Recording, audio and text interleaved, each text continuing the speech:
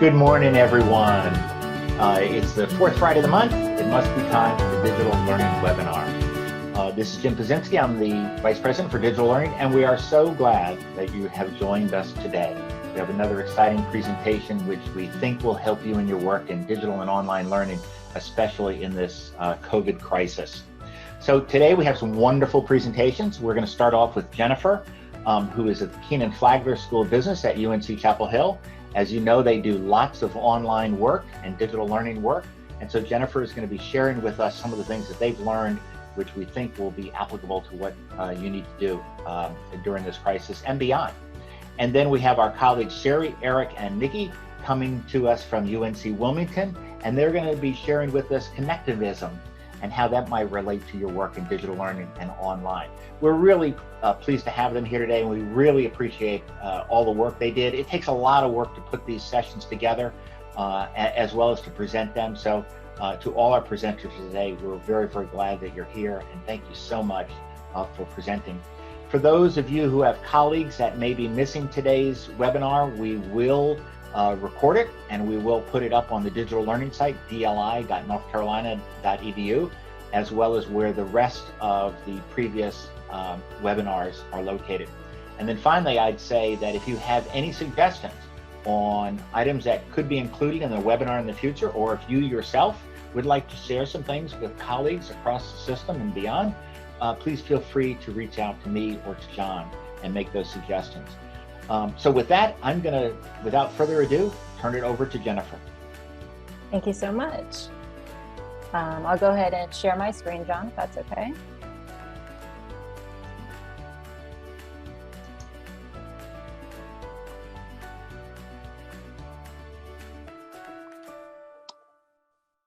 All right, can everybody see that? John, can you see the slide? Works okay. Perfectly. Perfect. All right. Well, thank you so much, everyone. I was going to say thanks for having me here this afternoon, morning, evening. I think, as we all know, time kind of blends together. I'm the Director of Curriculum and Innovative Learning at Kenan-Flagler, and I actually wish I could see all your faces. While we're in the midst of being pushed outside our comfort zone, at least we are very fortunate to be able to learn from each other in this kind of environment. So I'm grateful to share our experiences, our story of the transition from teaching to virtual teaching to remote teaching, what we learned, and how we're getting to think about the fall term. And so I think many of you played this role. We were putting out fires, we were responding in ways that we probably never imagined responding before.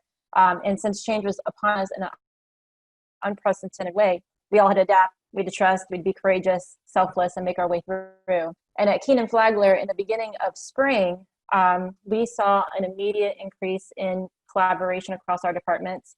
We saw an immediate increase in communication to all of our stakeholders, so faculty, staff.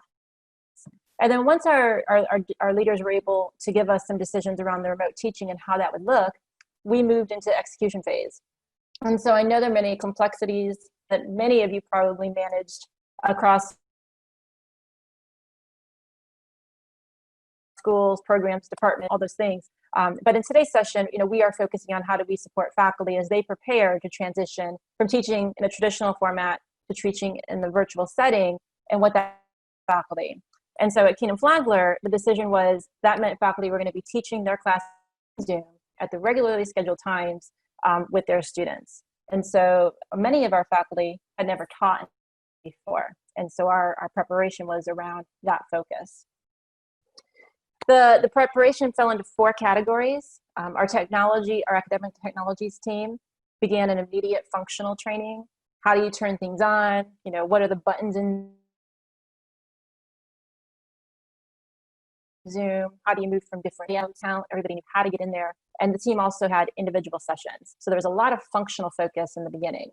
And then my team stepped in, and then we started focusing on workshops in Zoom to share teaching practices. So techniques to keep leading a case discussion, writing on a whiteboard. Many groups of faculty joined these sessions. They practiced the techniques. They shared their experiences and their concerns. And I kept on saying to faculty, this is not a waste of time. This is time well spent so that we can expedite confidence and comfort in this setting for the faculty. And then at the after we did the group sessions, which many of our faculty attended more than one, we moved into individual consulting sessions so that we can now apply some of those techniques to very specific teaching styles and very specific course content. At the end of that week, because we had about 2.5 weeks to put this together, we asked faculty from our online MBA ENC program to come in and lead topic-specific webinars so that faculty could hear directly from faculty what worked well in these settings and what didn't. And so we were very fortunate at the beginning here that our faculty joined the sessions. They made the time to practice. They practiced with their colleagues. They practiced with their family members.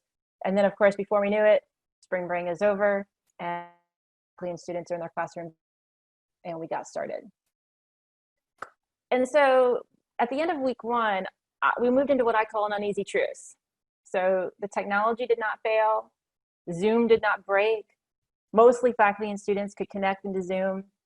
There were wrinkles. No one believed we were in a perfect setting. This was definitely not ideal, but faculty and students were connecting. They were sharing their experiences from their part of the world, which might be in Chapel Hill, it might have been in Colorado, or it might have been in another country.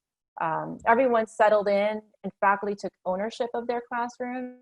And then we started to see more questions. How do I have more sophisticated poll questions? How do I do more difficult breakout activities? And so we kind of just got into this rhythm that we stayed in for about 5 to 6 weeks. If you taught this spring, I'd love it if you'd share a positive discovery from your experience in the chat, just to kind of see. I know we have our story and you have your story, so I'd love to know kind of what you thought about what you were surprised by. No matter the journey that we took, we all learned definitely in this term in ways that we never expected that we would. We saw empathy, we saw grace, we saw humor, uncertainty, vulnerability.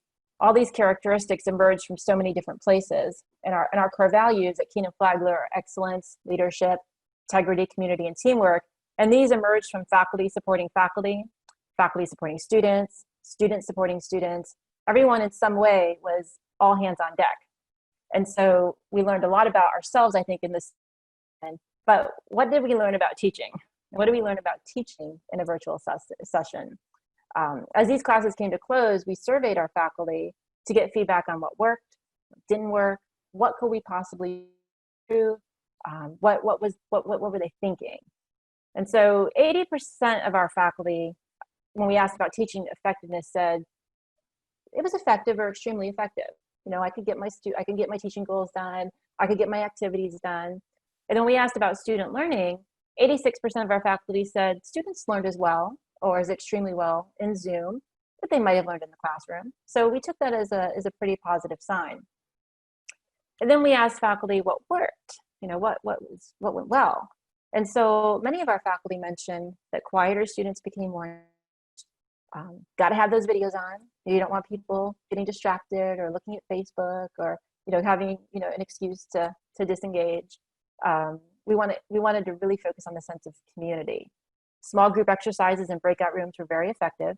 And then on a more personal note, faculty said it was interesting to see people from their living rooms, and cats walking across the screens. So we got a glimpse into their lives in ways that you might not get completely in the traditional classroom. And then still faculty were able to bring in out-of-town guest speakers. So those are the things that faculty said, okay, this went okay. And then because we asked what went well, of course, we asked, well, what were the challenges? What maybe did not go so well? And there was a lot of distractions, a lot of getting comfortable in this new environment, and that took some time. We did see bandwidth issues, both on the faculty and the student side. We heard from faculty that teaching in the virtual setting requires more preparation. And so how do you manage? There's awkwardness to manage. You got to mute, unmute, wait for someone to speak.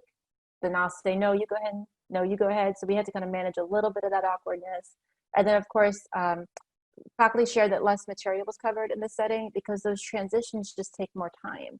The time to unmute, the time to move from the gallery view, which is everybody's videos on the screen, time to move into this view, which is sharing our screen so that you could see my PowerPoint, time to go into the breakout rooms, time to come back.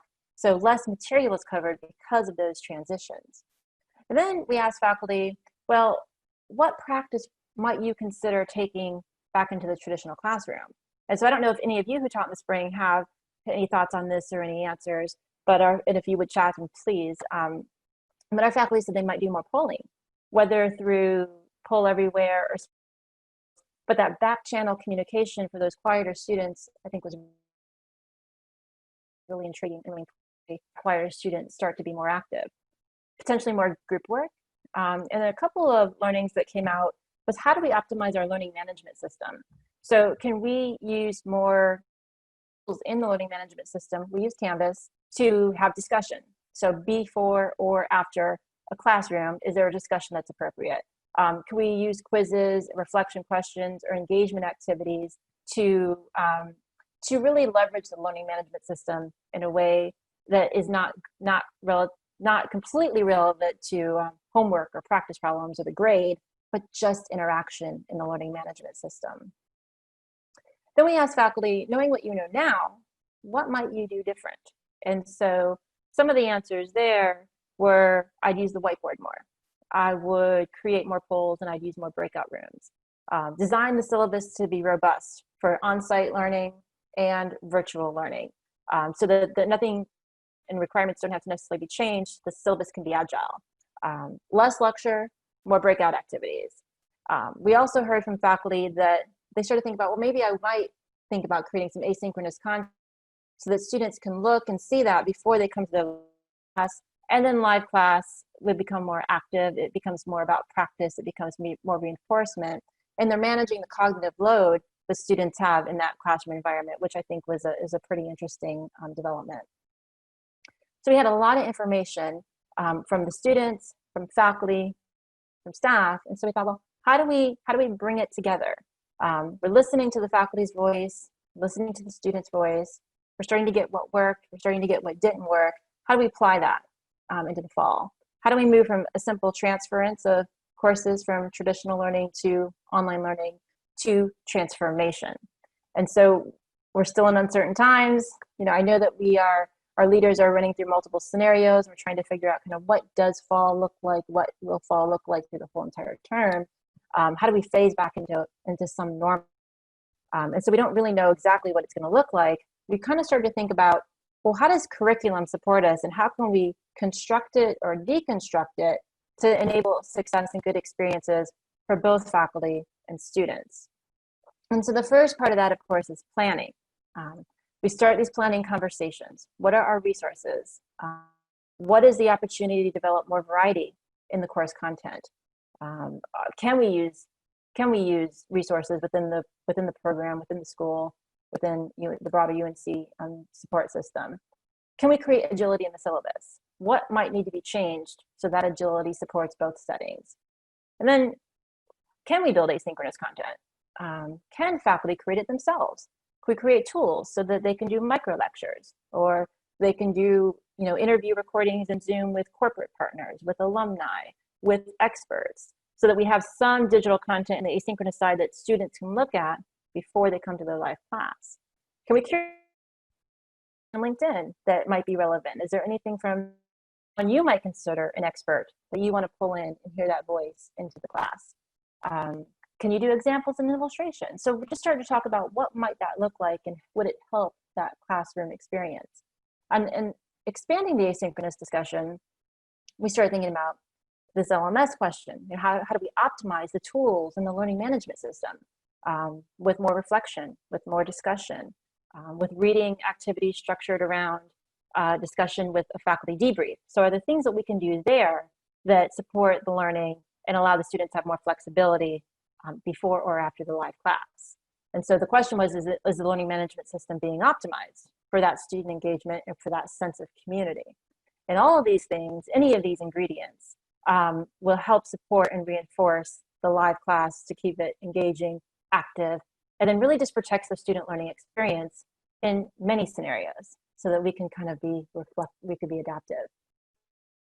And that takes us into, what are our options and what is the process? And so of course that planning and that consulting, I think, is really important to dialogue about what the possibilities are, and then move into, do we create new content? Do we not? And then what are the self-serve options for faculty? So the faculty could create micro lectures or little engagement for their course? Can we curate it from external resources, like I said earlier? What faculty available the UNC Keep Teaching? So are there online learning and have done this before there and expedite that learning so that the faculty can feel good about whatever choices they make for the curriculum in the fall. And so as we consider the fall preparations, we create variety, we create agility, we allow the faculty the greatest advantage to continue to transform their teaching into this resilient, agile format, like an accordion. Expands when we tracks when we don't need it, and it allows us to adapt the best that we can, to the uncertainty that is facing us. And so that's like any questions, but that's really how we're thinking about how we handled our transition and how we're using that transition to help us think about what we might want to do in the fall. Jennifer, that was outstanding. So much for us to think about.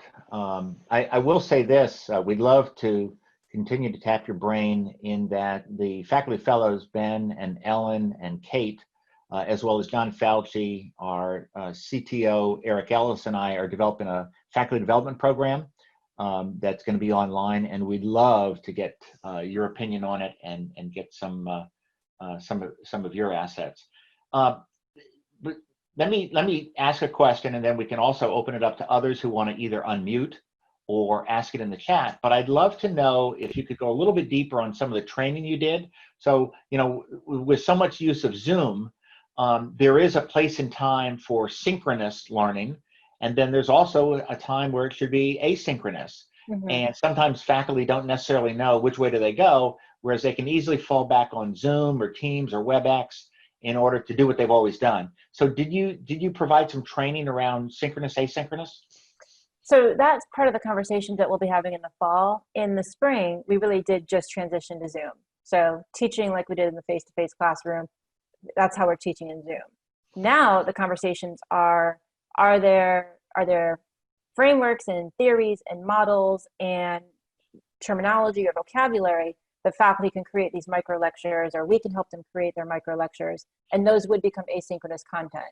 And then the live class in Zoom for us would be more focused, more application, more reinforcement. But the beauty there, and I think faculty saw this, so one example in one of our quantitative courses is the faculty realized they had to go too fast, and the students were having a little bit of a hard time keeping up with watching Excel and watching a PowerPoint and watching the videos.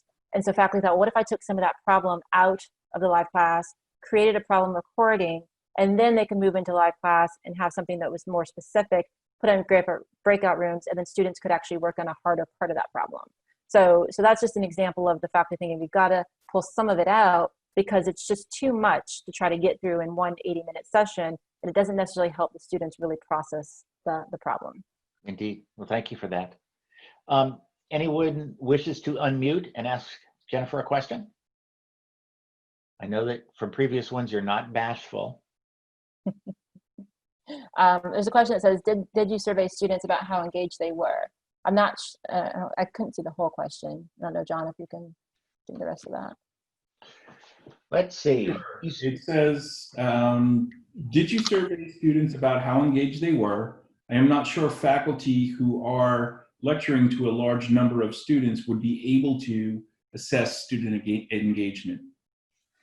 So there's two things to that. I think about videos, if you think about traditional teaching, the cues for faculty are really in the classroom, the visual, looking for facial expressions, looking for nodding of heads, looking for smiles. And in Zoom, the video is less important to the faculty because the cues then are chat, they are the audio, they're that connectivity there. And video really ended up being for the students, so that kind of, I'm less inclined to look at my phone. I'm less inclined to go do something else if my video is on and I can see my peers and I can see my faculty. But for the bandwidth issues, was the tier one was we recommended everybody have their videos on. And then if we started to see some people with some bandwidth issues, we moved to, okay, let's shut your video off. And then the third solution was log in from your phone. And in the case where we had some students who were either overseas, and so they were coming in at 3 in the morning or 2 in the morning, or they just had, not good bandwidth, then we would record the session and then faculty would open up office hours. And so that also brought up why we might need more asynchronous content, so that there's flexibility around foundational aspects of the content that all students do. Other questions? So there's a question about the survey questions. Yeah, so we have we did a couple of things. At the end of week 1, we did a special survey out both to faculty and students just to get a pulse check. And then at the end of term, we added 3 virtual learning questions specific to the normal end of course survey. Could definitely get those questions to you. Hi Jennifer, this is Rima.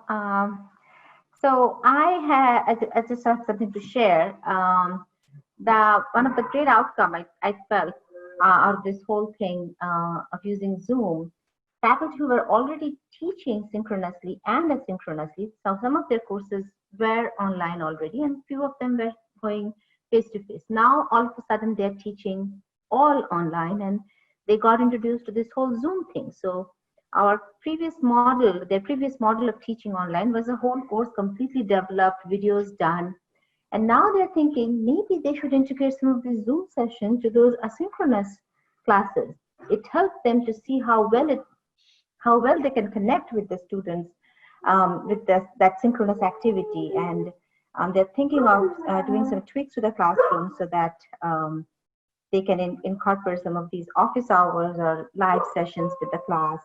That kind of makes them feel more connected. So I think that was a great feedback I got from a couple of my faculty who have already taught online or teaches online a lot. Sorry, Bruce wants to talk to you. Sorry. Yeah, that's great. And we heard the same thing, that in the traditional setting, could faculty even have more Zoom office hours so that they might have more participation in office hours for students who maybe can't get to the school all the time. There was a question about privacy. I mean, that is going to be an ongoing conversation about, especially if we recommend or highly recommend the videos to be on.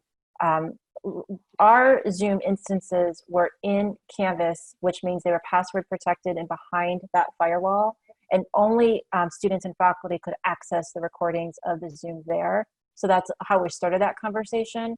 And with our MBA at UNC program, which is all online and all recorded, that seemed to be okay. But I think that we probably don't have great answers just yet, and I think that has to be an ongoing conversation. I think we have time for one more question now, and then we'll have others at the end of the session. But anyone else want to unmute and ask Jennifer a question before we move on? And Jonathan Wade asked real quick while I'm waiting about access. So yes, we did have some students, and so we moved into letting them watch the recordings, both the Zoom recording and some other content, and then our faculty also moved into office hours so that student could have access to the faculty member. Wonderful. Well, thank you, Thank you Jennifer.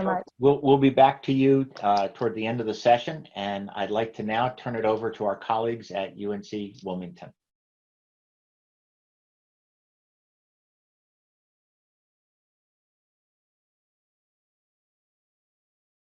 Thank you, Jim. I'm going to share my screen here, and I'm going to let Eric start us off. Absolutely. Hello, everybody. So today we're going to be talking about the principles of connectivism and connecting the dots, leveraging connectivism to support competency-based learning. And so there'll be 3 of us presenting today. Myself, Dr. Eric Richardson. I'm the program coordinator for the online Master of Healthcare Administration degree program at UNCW. As well as Ms. Nikki Strawn, who is our lead instructional designer that works with our program, and then Dr. Sherri Conkin, who works within the Walton College of Education. So the basic premise behind our presentation is we want to cover the purpose of connectivism and detail which components have been integrated specifically into our program. And I want to go ahead and state up front, in case we forget to mention in a little bit, that as we progress through some of the slides, we want to highlight that this is a work in progress, that we're putting into play some of the key components that's required to move us really towards a full connected environment. The interest in creating such a learning environment was due to the divergence of learner experiences. While everybody is on the same pathway towards an MHA program, each individual's destination is going to differ in terms of where they're going to end up. And in a digital age, constant flow, fluctuation of information present a unique challenge, specifically for individual learners achieving competence and maintaining a work-ready state in all of those different endpoints that they may end up in. So in this session, we're going to explore connectivism. We're going to talk about connective teaching methods and present some data-driven decision-making that we use to support learners in achieving proficiency in their specific industry-related competencies. All of this to move long-term towards a more personalized and adaptive learning environment for each individual person. So Nikki's going to start us off with talking about the concept of connectivism. I'll jump back in talking about some of the connective nodes that we're placing into play within the MHA program. And then Dr. Sherri Conkin will follow up at the very end talking about evaluation methods for connective learning. So Nikki, I'll go ahead and pass it back to you. Thank you. So let's begin with talking about the learning theory connectivism. Our world has become more connected on a global scale than ever before in human history. This change coincides with the invention and availability of the internet. In its origins, the internet was a network for sharing data and software among scientists. As a result of the development of more user-friendly technology over the past few decades, many people now have this same capacity to distribute their own ideas and works throughout the World Wide Web. Information is now available and shared at a rate that is virtually impossible for any one group or person to keep up with.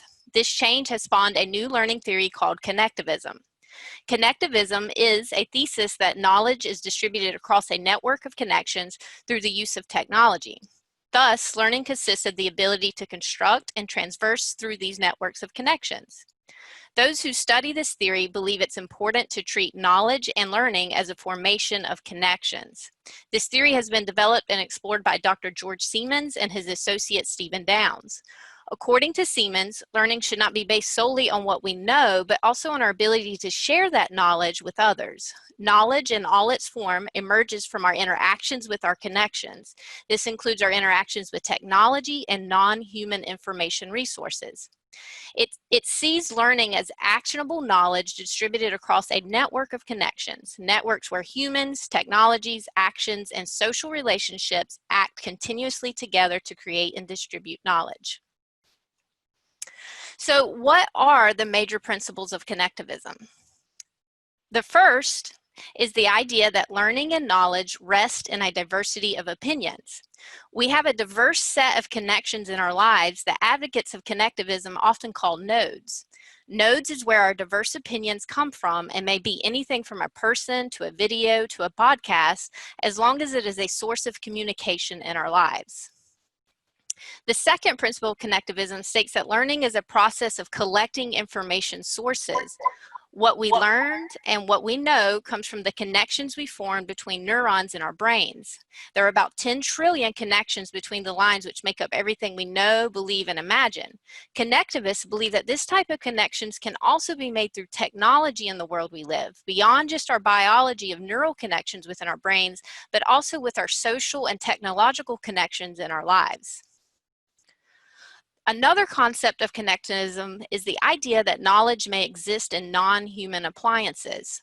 This is a controversial perspective of knowledge, but advocates of connectivism claim that the content we learn is ever-changing, and technology such as videos, websites, blogs, and social networks now serve as a pipeline for the flow of this information and its storage.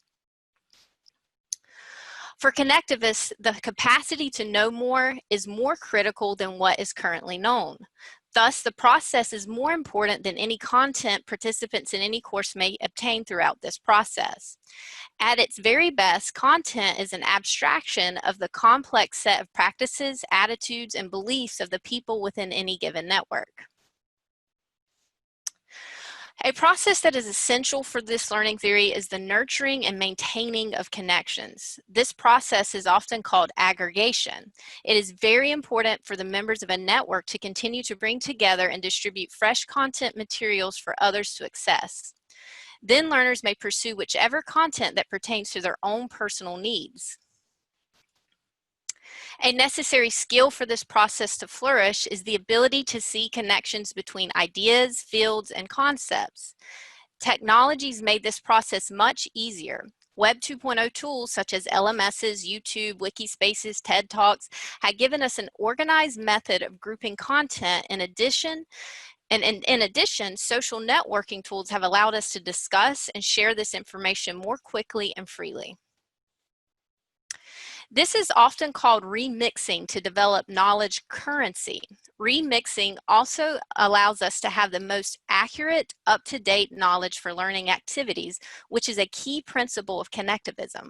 Currency, accurate, up-to-date knowledge, is the intent of all connectivist learning activities. Now learners may create something new to add to their knowledge network and pipeline. And finally, this theory recognizes that learning often occurs within diverse environments, not entirely under the control of the individual. Therefore, the decision-making ability to distinguish between important and unimportant information is vital. Connectivism locates itself in the standard progression of learning theories, behaviorism, cognitivism, constructivism, adding itself as the next fourth step that is required as a response to digital and network technologies. Behaviorism, cognitism, and constructivism are three broad learning theories, most often utilized in the creation of instructional environments. These theories, however, were developed in a time when learning was not impacted through technology. So what does a connectivist learning environment look like? Connectivism suggests that the task of the instructor is to facilitate and oversee the connected learning environment. The teacher is transparent and provides support for the various stages of learning. The various stages of learning are to aggregate knowledge, remix, repurpose, and feed forward. Each learner has different needs to make sense of the information. In a connected learning environment, a learner can inject and add their own information into a course. An individual could put forward an idea and others can remix, repurpose, and feed the idea forward. Learners need to form connections between each other to drive self-organization and allow information to flow. Connections need to be made with contextual meaning to promote the flow of learning. The effect of connectivism is that a traditional course is no longer the ideal way to deliver information. Courses in schools transform more into personal learning environments and networked learning environments. The emphasis is no longer on the content, but on the interaction and the communication. Personal knowledge is not constructed, but is developed by being immersed in the community. The birth and growth of massive open online courses, or MOOCs for short, are one of the important outputs of the connectivism movement, as well as the growth of related platforms such as LinkedIn Learning and Khan Academy. George Siemens contends that universities have not yet built that pipeline to meet the needs of learners across the duration of their lives. So concepts like MOOCs or related platforms such as LinkedIn Learning or Khan Academy will only continue to grow in attention and relevance. MOOCs have been around for about 8 years now. They still are growing rapidly. And if anything, the current crisis of COVID is driving a lot more attention to recreational or personal interest learning in the form of MOOCs and MOOC-like platforms. With the required transition to virtual and online classrooms we have all had to make with this COVID-19 pandemic, consider how a connectivist approach supports the need for perpetual and ongoing learning. Connectivist learning environments provide flexible, accessible learning opportunity to individuals who are living complex and complicated lives.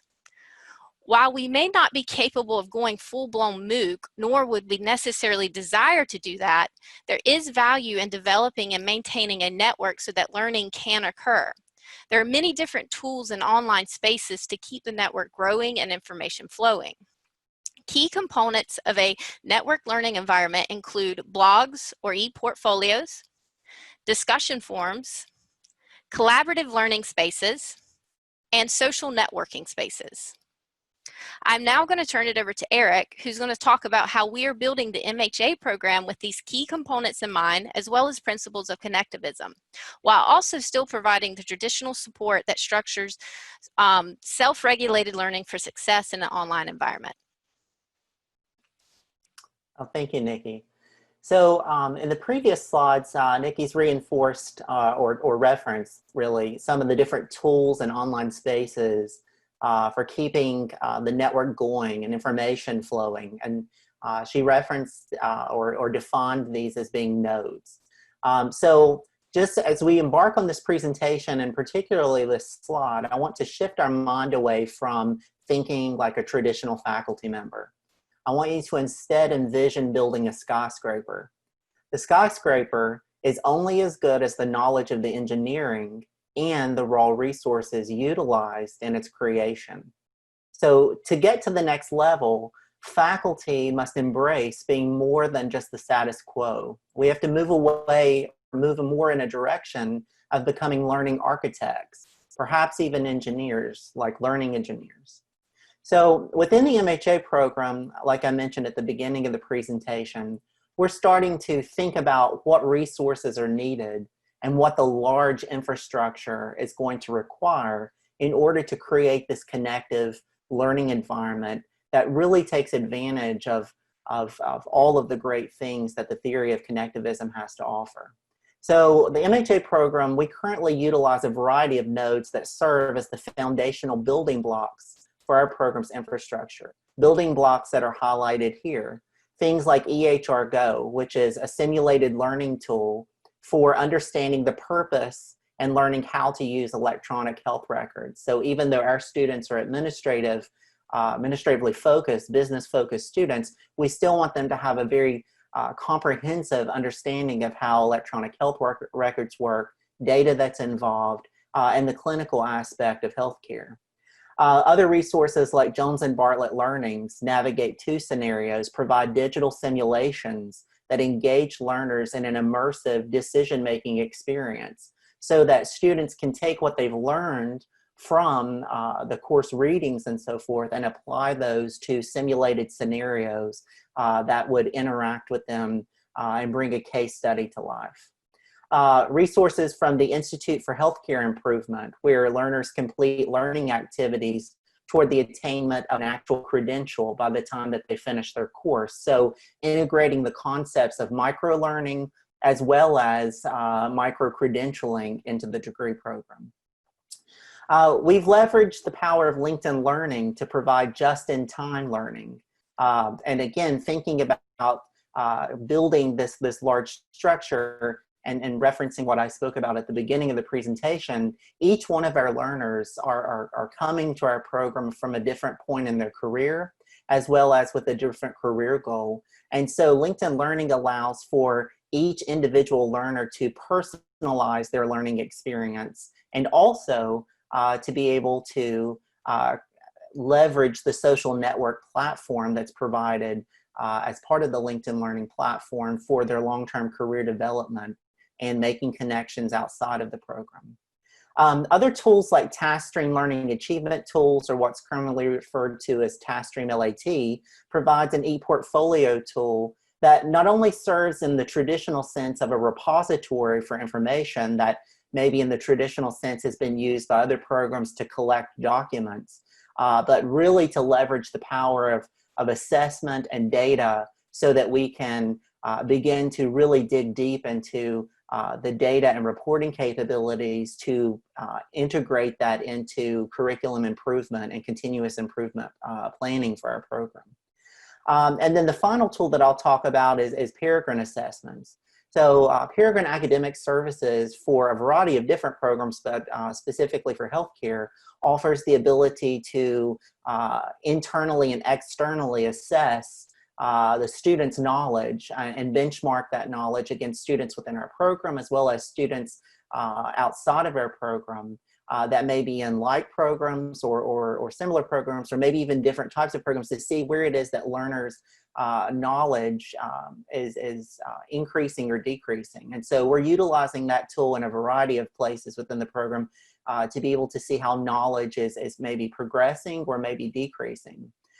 It also provides an opportunity for students who are on this or coming to us from this diverse background to really understand where it is that their unique areas for development are in terms of identifying real key areas for development that they might need. So again, while our program is currently in this infancy stage of development, a long-term vision is to develop a truly adaptive and personalized experience that could yield the potential for long-term, true connectivism-centered experiences.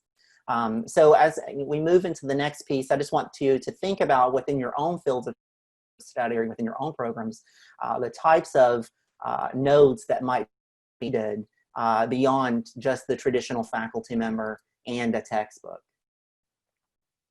All right, Nikki, you can go ahead and progress.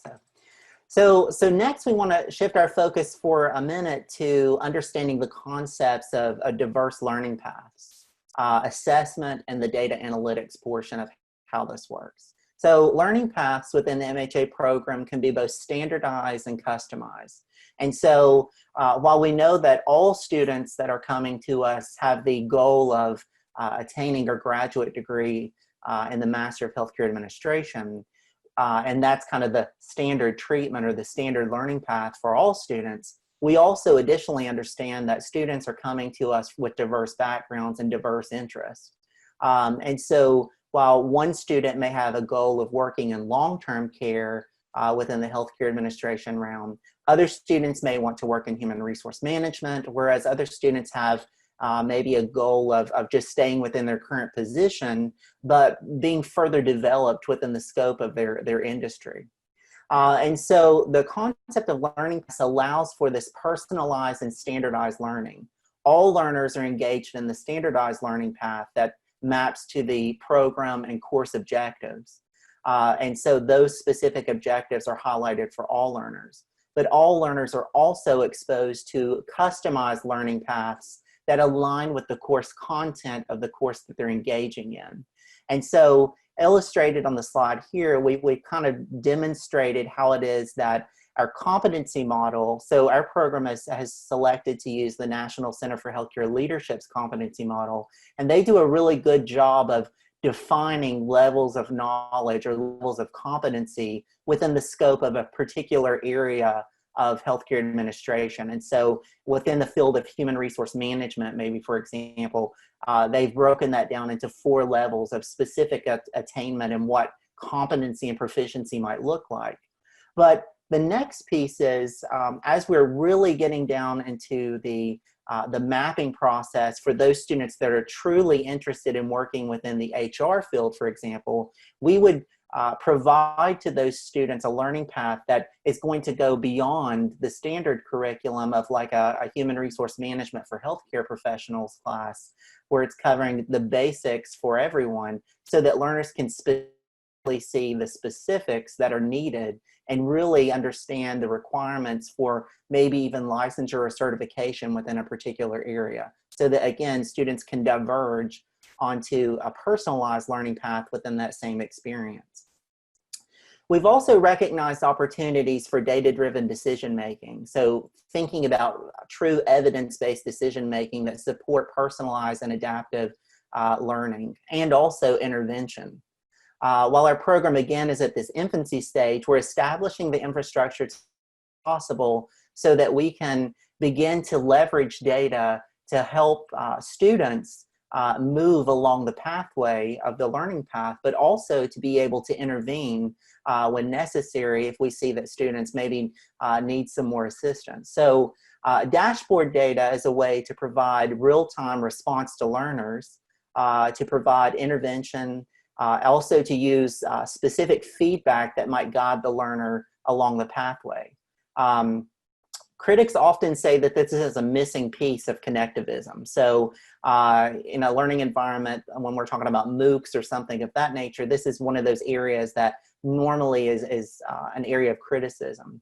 But for us, like I mentioned, some of the tools that we're using would be data that's coming from TaskStream, data that's coming from the Canvas Learning Management System, as well as back-end data from LinkedIn Learning, and finding a way to make sense of that data in the full spectrum of how we're assessing and planning for continuous improvement within our program. To facilitate both the long-term and short-term improvements, we're looking truly into the assessment data for looking at both the individual course, but also at program level adjustments. So some examples for that might include program-specific competencies that are aligned to learning objectives that are related to the achievement of both course and program level objectives, but also learner-specific competencies that are aligned to industry standards. So we mentioned at the beginning of the program, one of the difficult things for working, particularly within healthcare, but within a lot of industries, is the fast-moving pace of the environment.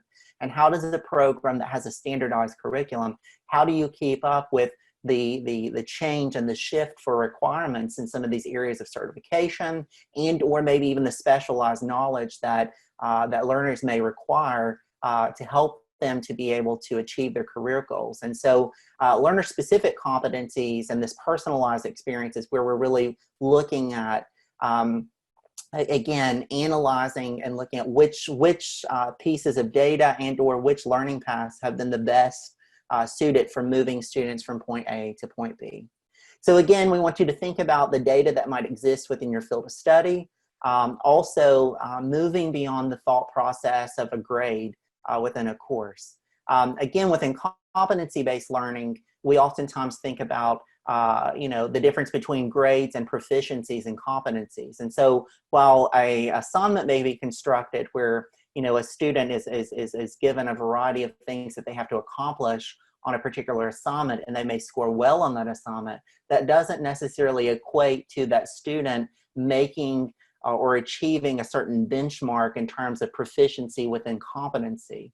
And so for competency-based programs, we really have to get down to the competency level and really define what it is that we're expecting of the student, providing them the tools and resources in order to move towards that level of proficiency, but also then understanding that because students are coming from so many different diverse backgrounds and career experiences, some students are going to excel in certain areas because of prior experiences or prior knowledge, whereas other students are going to need more development in that area.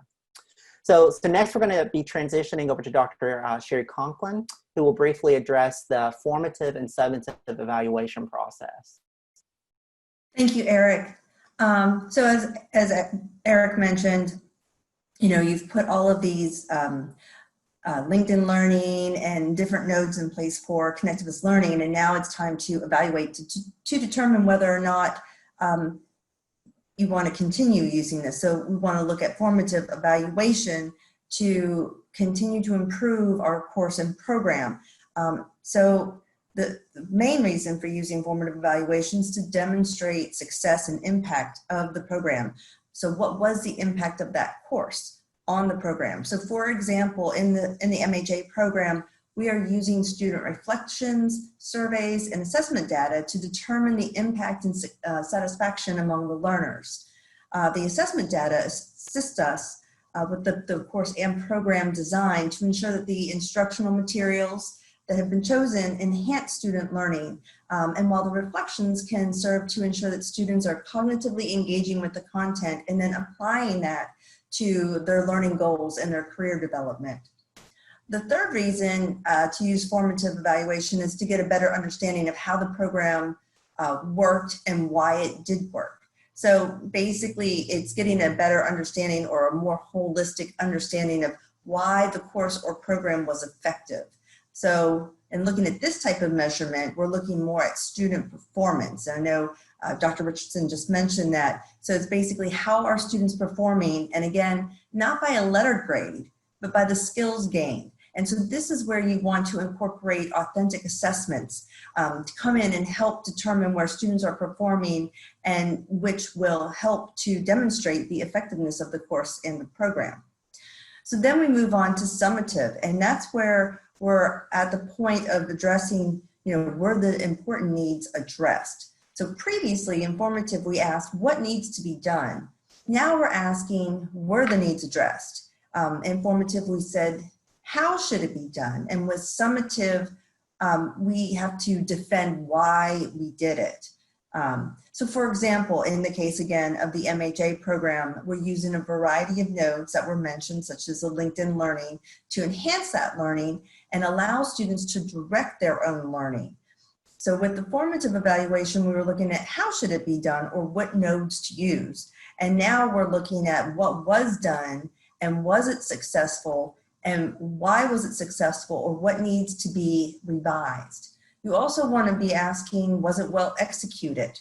So now potentially you're looking at longitudinal data from the students to ensure that the design, the technology integration, the instructional materials are all working together to enhance that student learning over a duration of time, both internally within the program as well as externally compared to other programs. And Dr. Richardson mentioned the Peregrine model.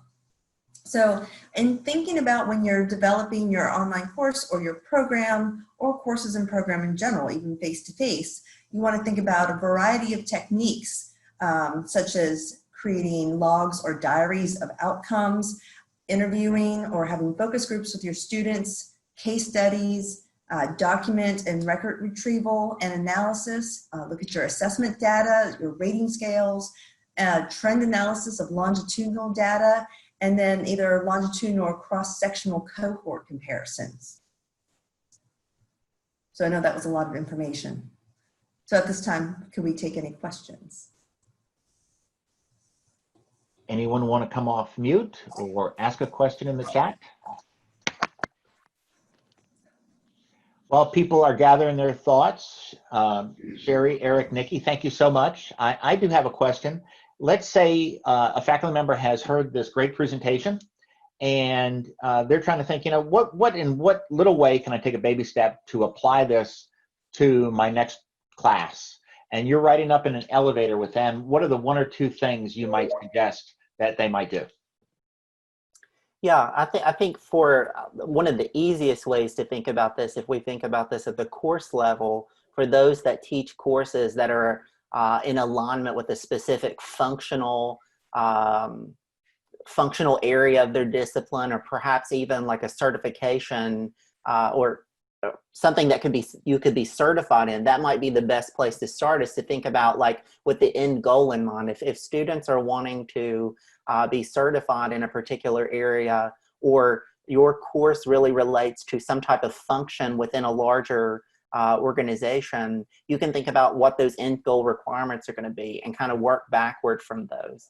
I think that, you know, one of our goals has always been, and something that we've continuously communicated with students, is that we don't want them to graduate from the program then realizing that there's these other requirements or these other areas of knowledge that they needed to be exposed to or to achieve that we could have let them know early on. Excellent. Other questions from the audience? Maybe just a quick thought that the group might respond to. I just think that connectivism and learning more about this, it really looks like the 21st century learning theory, right? So when we consider knowledge doubling, knowledge half-life, and Eric, you started to address some of this in your slides, and the need for humans to keep pace with this knowledge doubling, particularly in the health fields and technology sectors, it seems like if we start to implement this connectivism in higher education, we're also setting a road and teaching our students for lifelong learning, informal learning, and professional learning that they can take on themselves and realize the understanding or the impact of being in this connected world and having a learning approach to keep pace. And I just was wondering, you know, thoughts on that, and you know, how students are taking this away from your classrooms and employing it in a lifelong situation. That's a really great point, and it's something that I thought about last night that we really didn't hit on or maybe highlight in this, which is it's again something very intentional that we've implemented early in the program, but something, again, that is consistently reinforced. And so one of the things that we've done is at the very beginning of the program, we ask students, what is your point B going to be, or maybe C, like if you have to, to get to point C, what things is it going to take, and where are you at right now? And so we teach students about the concepts of gap analysis and applying that to career development. And then we have students start to think about, what that end goal is going to be, and then start to make a list of where they see their current opportunities to develop or excel. And so students really have began to realize, as they've been engaging in this process, the value of that. They've also begun to realize that learning, much like what you're referring to, is this ongoing process, that learning never ends. It's kind of an ongoing process, and that's in some of our fields, because of the nature of what they are, the field is going to continue to change. And it's going to continue to evolve. And so by the time they graduate from a program and maybe get ready to move into a job, unless they're continuing through that process of ongoing development, they may find themselves already at a point of which they're needing more development. And so what we're having students do is we're having them plan ahead. We're having them develop these development plans. And again, with competency-based learning, another thing that is really unique about it is students, as they develop these areas and they say, okay, I need to develop in X, Y, Z, and they're given maybe a measurement that they've received in relation to where we've benchmarked that they should be, that automatically prompts them to develop an action plan and a development plan. And then they're later reassessing against that. And then if they've met the benchmark, then they can move on to something else, or they may need to redevelop again. So we're almost teaching them about this career development process in the same manner to, again, reinforce that lifelong learning aspect. I wanted to take a second, because I did see a few questions over here, if it'd be okay to answer a few of these other ones that had popped up. So there was some fiscal concerns or question about like fiscal concerns being high in education. How do we keep tuition well priced in terms of quality and so forth? So again, I think this is a key question. This is of very real importance to what we're highlighting here today. If we think about the cost of an average textbook in some of these courses or in some of our disciplines, some textbooks can cost, $200 per text. And then, we start to think about like, okay, how much is students investing in this resource and how much are they using it and what other tools or resources might be available? And then alternative pricing models as well. So again, I think this on the programs part is a planning process for looking at, over the course of maybe our 12 classes, what resources are going to be required of students? How much do those resources cost? And are there any ways that we can, A, reduce the cost of those resources by, something as simple as like one of the things that I encourage our students to do, because they're online students already and they're in that mode of being e-learners, is to, instead of buying a textbook, rent a textbook. Instead of buying a paper-based version of a textbook, get the ebook, which may be substantially lower in cost. We're also in the process of, or the thought process of, as we look at resources, Nikki and I have this conversation quite often in terms of, as we look at resources that are being utilized, how is it that, which resources are absolute necessity that students would need to have as part of the program? And then which ones could we possibly eliminate, and then find maybe open educational resources that are of good quality that can replace those. That in itself, if you think about we're thinking about program creation, for example, with something like LinkedIn Learning. If you think about the cost of producing a video, a very well-produced video, in terms of the time, the energy, the editing, the maintenance and upkeep of something like that, you're looking at thousands of dollars per video, versus like something like LinkedIn Learning, where you can have thousands of videos that you can have immediate access to, that you have removed a lot of the cost from your infrastructure and moved it to someone else's because of the ability to, you know, it's their responsibility to keep those up to date. So again, that question is very important, and it's a question that's becoming more and more prevalent. We get lots of questions from military students that need to know the total cost up front, as well as if you're working with any other programs who may already, like, you know, if you're with a joint MD program or something of that nature, those programs obviously have high price tags with them. And so, in working with other disciplines, you know, those questions oftentimes come up as well. Thank you, Eric. Yeah, absolutely. Very good. We're getting close to time, and I want to be respectful. And I want to profusely thank Sherri, Eric, and Nikki for the presentation. You didn't get to the last slide, I believe, was your references. That will be in the video recording if anyone wants to follow up on those things, as well as the contact information for our colleagues from UNCW. But we really appreciate all the time you took to put this presentation together. Outstanding. Thank you so very much. I will just mention that our next regularly scheduled webinar will be on June 26th, and we have our colleague from Western Carolina, Jonathan Wade, talking about Microsoft Teams for collaboration.